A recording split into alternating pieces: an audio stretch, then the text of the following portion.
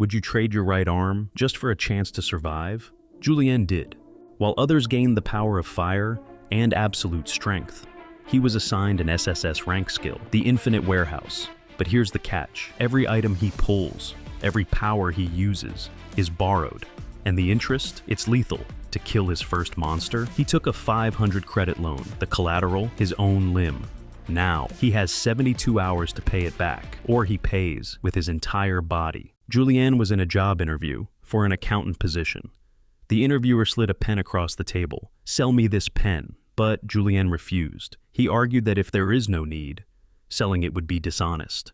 The interviewer dismissed him instantly. "We'll get back to you." Walking outside, he received a text from his best friend, Chris. He finally landed a job. He wanted to celebrate, but then an emergency alert shrieked from every phone. The sky shifted from clear blue to a dark, sickly purple. A massive rift tore open, and a colossal object crashed right into the building Julien had just exited. A cold, mechanical voice echoed. Earth's integration into the multiverse had begun.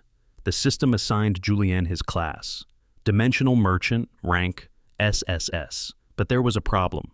It remained completely dormant. 1 year later, society had become a brutal survival of the fittest. Chris had become a C-rank hunter, while Julien, he remained powerless, physically weaker than an average human. His SSS skill simply wouldn't activate.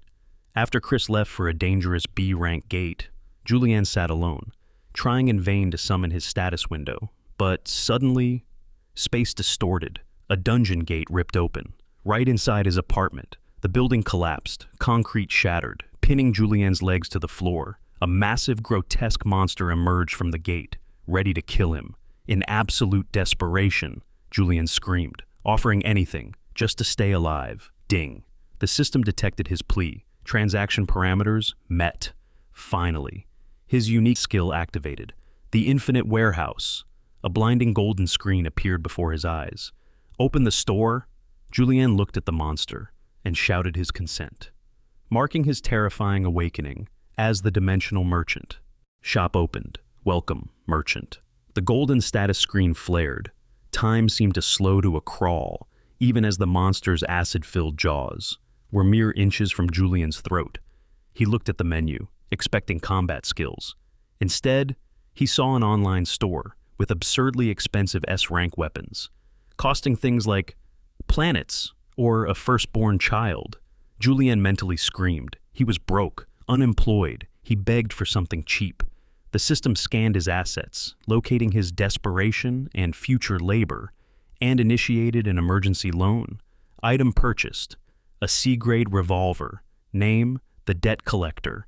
Price: 500 credits at a 25% daily interest rate. Collateral: his right arm. Time resumed. A heavy, stylish black revolver dropped onto his chest. Julien had never fired a gun, but as the monster closed in, he pulled the trigger. There was no recoil. Instead, he felt his very soul being sucked out. His right arm turned gray and numb, drained of its life force to power the shot. A massive red energy beam erupted, silently obliterating the monster's head, piercing straight through the building's roof and shooting into the dark sky. Julien leveled up twice, but the massive headless corpse collapsed, pinning him down, alongside the concrete already crushing his legs. Soon, heavy footsteps. High-ranking hunters from a nearby guild arrived, drawn by the massive mana signature, expecting to find an S-rank hunter. They tossed the corpse aside and freed him. The lead woman demanded to know what happened. Julien opened his mouth to explain, but then a passive skill triggered. Non-disclosure agreement, designed to protect his trade secrets. The hunter's eyes glazed over. Their minds suddenly rationalized the impossible scene, convincing themselves it was just a freak monogas explosion.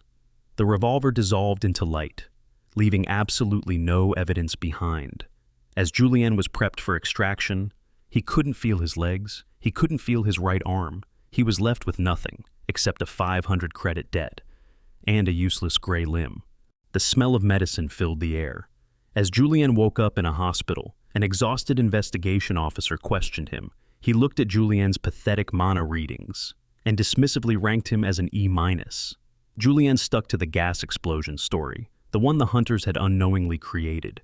The officer closed the case as a non-combat event, meaning Julien received nothing, no rewards, no experience, and absolutely no loot. When asked about his paralyzed right arm, Julien lied, saying he just fell on it, though he knew the dark truth. It was the collateral, the brutal price for firing the system's gun. With his apartment completely destroyed, he was handed a voucher. A 3-night stay at the District 9 shelter, a cramped, disgusting refugee camp. After settling into his crowded bed, Julien checked his phone. 12 missed calls from Chris. He sent a brief text, confirming he was alive, but requesting to be left alone. Once he was sure no one was watching, he summoned his status window. The system confirmed it.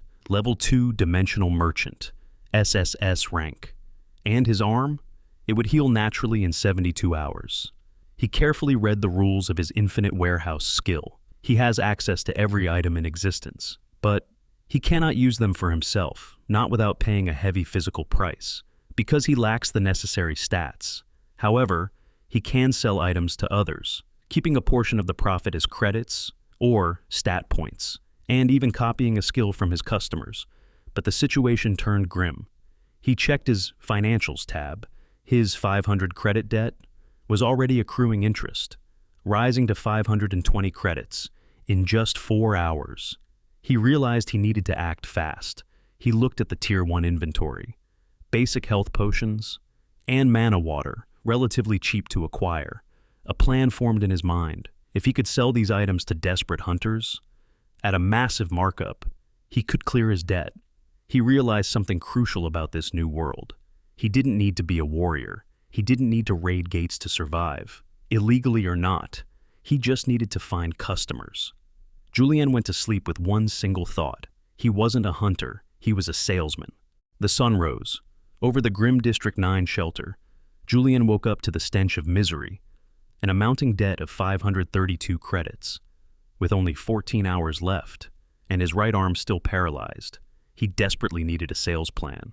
He ruled out official guilds or shops, fearing they would enslave him, just to exploit his SSS-Rank inventory. Instead, he headed to the Hoven, a chaotic black market zone, near a low-level gate, looking for desperate customers, people who wouldn't ask questions. Camouflaged in his hoodie, Julien spotted a raid team in crisis. Their friend was bleeding out, a mangled leg, and a greedy freelance healer refused to help without upfront payment. Seizing the moment, Julien took a leap of faith. He purchased a low-grade health potion from his system, on credit, increasing his debt to 542 credits. He stepped forward and offered to save the dying man in exchange for the leader's mana-etched dagger. Despite the healer's skepticism, the leader, Mike, handed over his weapon, the steel fang dagger, a desperate trade. Julien poured the potion, and it worked miraculously. The herbal-scented liquid instantly knit the flesh back together, leaving the crowd and the greedy healer in absolute shock at its high-grade quality. Julien quickly retreated into the shadows, avoiding unwanted attention. He appraised the dagger, but disappointment washed over him. Its value was only 30 credits, a pathetically small profit against his massive debt. However, a golden notification chimed. First transaction bonus. It triggered the commission protocol, allowing Julien to copy one of Mike's skills, grit, or streetwise. Julien smiled in the darkness, realizing he could gain both profit and power. He prepared for his next move. Julien made the logical choice. He selected streetwise, realizing that combat skills were entirely useless for someone with his pathetic stats and a paralyzed arm. The integration process was painful, like a high-voltage charger, plugged directly into his brain. But once the pain subsided, the world appeared different. His vision was now overlaid with tactical data, identifying environmental hazards, slippery puddles, and structural weaknesses in nearby buildings. The streetwise skill immediately proved its worth, detecting killing intent from the crowd. 2 thugs, a brute, and a nimble rat. They had targeted Julien, intending to rob him of the potion and the dagger. As they closed in, the skill analyzed their stats and made a grim prediction. Julien would be caught in exactly 8 seconds, due to his pathetic speed, But instead of panicking, Julien followed a highlighted green path provided by the system. Following the calculated guidance, Julien didn't just run, he manipulated the environment. He pulled a stack of crates filled with fermented cabbages, crashing them onto the larger thug. Then he led the second one to slip face first into the hazardous puddle, while the thugs were incapacitated, choking on rotting vegetable soup. Julien squeezed through a hidden gap in a fence, one he would have never noticed without the skill. He emerged safely into a crowded marketplace, successfully evading the pursuit and gaining a boost in his skill proficiency. He had survived his first sale, not through raw strength, but through the cold, calculated instincts of a true urban survivor. Julien felt a surge of relief. Walking back to District 9, he fully realized the truth. Streetwise was his greatest asset. The skill transformed his perception. He no longer saw just a city. He saw a marketplace of data. He could now spot scammers, selling painted steel as magic swords. He could identify high-value, impulsive targets, like a bankrupt businessman sitting on a bench, lost in the crowd. This ability shifted his entire strategy, from waiting for accidents to targeting specific consumer needs. Back at the chaotic stadium shelter, he navigated the maze of beds with tactical precision. He immediately traded in the steel fang dagger, but frustration quickly set in. The 30-credit profit? It barely covered the accrued interest on his debt. With only 4 hours left and over 500 credits still due, the system offered a piece of cold advice. Move away from low-margin items. Target high-value clients in low-security areas. Browsing his Tier 1 inventory, Julien's eyes landed on a specific item. Potion of Beauty, minor grade. An epiphany hit him. He had been targeting the exact wrong market. Why sell bandages to wounded, broke soldiers when he could sell cosmetic miracles to the wealthy elite, influencers, and guild leaders' families, people still completely obsessed with their appearance? Streetwise highlighted a target, the Lounge, a neutral zone bar, frequented by off-duty B-rank hunters and rich merchants, despite his ragged appearance and his paralyzed arm. Julien prepared to gamble everything on one high-stakes pitch. He even calculated the collateral cost, purchasing a Magitech flashbang for a theatrical entrance, willingly accepting the temporary blindness it would cause him. Smoothing his messy hair, he looked at his reflection in a cracked phone. He steeled his resolve. He wasn't going back to the gates. He was going to seduce the wealthy market, to save his own life. Julien arrived at The Lounge, an exclusive club of black glass and neon violet light, sitting right on the border of the safe inner city. The club's atmosphere screamed wealth, while Julien, looking like a dog hit by a car, he realized the harsh truth.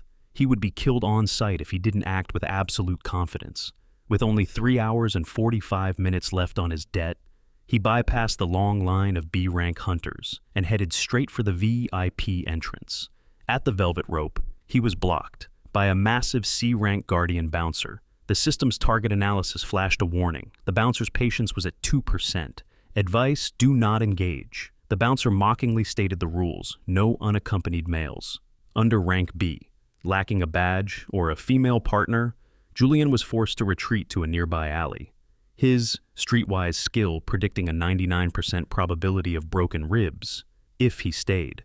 Desperate, Julien used streetwise to scan the area, looking for a female partner to help him gain entry. He bypassed a gold digger, a drunk berserker, and a nervous healer, all completely unsuitable. But then, his eyes landed on a woman, leaning against a bridge railing, staring at the moon with profound boredom. She wore a black trench coat over silver armor, and her mere presence commanded an instinctive personal space from the entire crowd. Julien attempted to analyze her, but the system glitched, flashing red. Error, labeling her threat level as fatal.